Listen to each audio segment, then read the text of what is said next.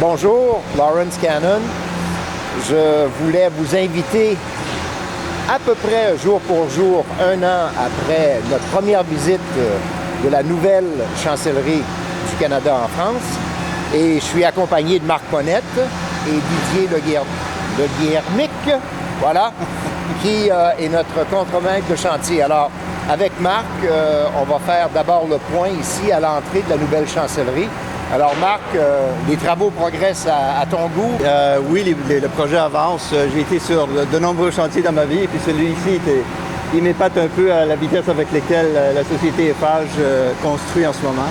Mais il y a certains défis, d'énormes défis sur le chantier avec l'immeuble que nous avons, que nous restructurons en ce moment, mais on fait des choses très intéressantes avec l'ambassade au niveau de la symbolique d'une ambassade du Canada, en fait.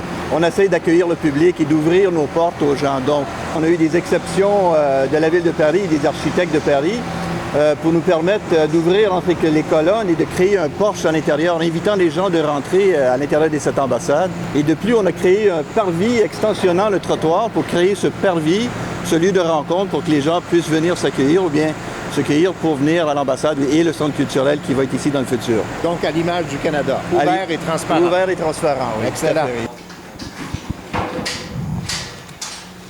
Aujourd'hui, la structure, lorsqu'on l'a prise, on avait des murs intérieurs existants, ce qu'on appelait les murs conduits cheminés. Ces ouvrages ont été détruits au fur et à mesure de l'avancement, avec une méthodologie bien précise pour sauvegarder le bâtiment. On a recréé une structure poteau-poutre neuve, celle que vous pouvez voir derrière. Et aujourd'hui, en état d'avancement, donc les planchers sont refaits, la structure neuve est refaite. Ce qui est un fait à remarquer, c'est que c'est la première ambassade pour nous au Canada qui va être doublement certifiée au niveau environnemental. Exactement. Donc tous les systèmes, systèmes électriques et mécaniques sont de haute qualité environnementale à ce niveau. Et aussi tout l'éclairage est au DEL en fait. Avant même de faire nos appels de proposition, on avait demandé aux employés comment ils envisageaient la nouvelle chancellerie. Qu'est-ce qui était important pour eux au niveau de cet espace de travail? Ces espaces sont ouverts, ces espaces comportent beaucoup de luminosité grâce évidemment à cette fenestration qui est extraordinaire. Alors, je pense que de ce côté-là, c'est un endroit très accueillant et un endroit que nos employés vont beaucoup apprécier.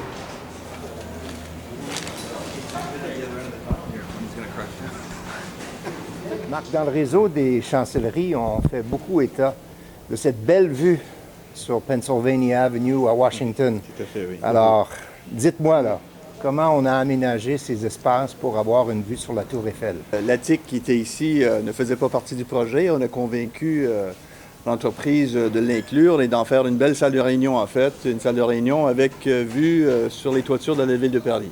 Et encore là, la Ville de Paris nous a bien écoutés et puis effectivement nous a donné la permission assez exceptionnelle de créer cette terrasse et avoir une petite terrasse dans la toiture avec des fenêtres qui s'ouvrent et vue sur la toiture, les toitures de la Ville de Paris et une petite vue sur la Tour Eiffel au fond.